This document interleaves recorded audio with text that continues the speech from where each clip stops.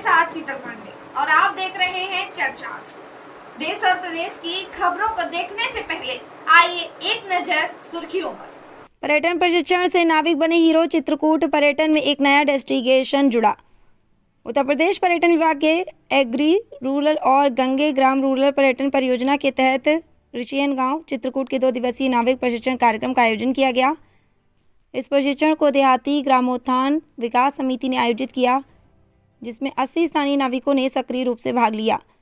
इस कार्यक्रम का उद्देश्य नाविकों को पर्यटन से जुड़ी नई संभावनाओं से अवगत कराना था, ताकि वे न केवल अपनी आजीविका में सुधार कर सके, बल्कि पर्यटकों को सुरक्षित, सुखद और यादगार अनुभव भी प्रदान कर सकें।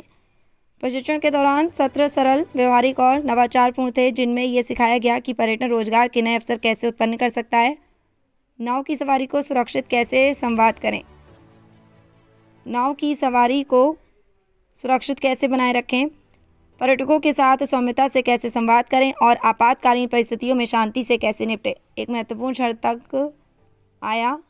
क्षण तब आया जब एक वास्तविक स्थिति पर आधारित सवाल पूछा गया। अगर कोई पर्यटक नाव में पानी घुसने से डर जाए तो क्या करना चाहिए? इस सवाल का उद्देश्य नाविकों को ये सिखाना है कि कैसे वे शांत रहते हुए पर्यटकों के साथ विश्वास स्थापित कर सकते हैं। इस प्रकार के अभ्यास ने नाविकों को संकट की स्थिति में सही प्रतिक्रिया देने की क्षमता प्रदान की है।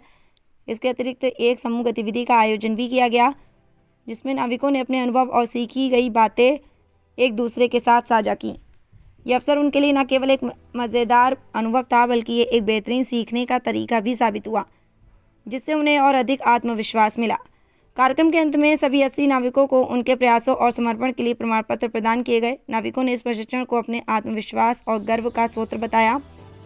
प्रशिक्षकों की टीम ने यह प्रशिक्षण बेहद प्रभावशाली और प्रेरणादायक बनाया, जिसमें प्रमुख सदस्य थे वेद प्रकाश शर्मा, दिव्यांगना मिश्रा, रामनारायण निषाद और रत्नेश मिश्रा।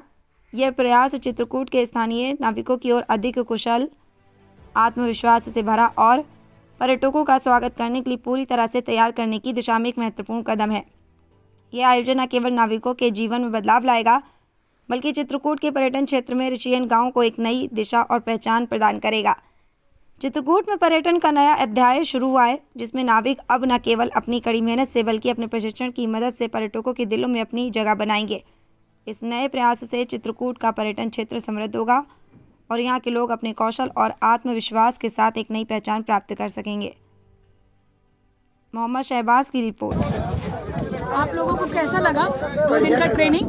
बढ़िया लगा। क्या सीखा? यही गाना आप लोग जो बताएं, जनता को ऐसे सेफ्टी रखना है जी। और बाबा बिटिया बहुत अच्छा प्रोग्राम लगा। अच्छा, हाँ, आपने बहुत अच्छी सीख बताई नाविकों को।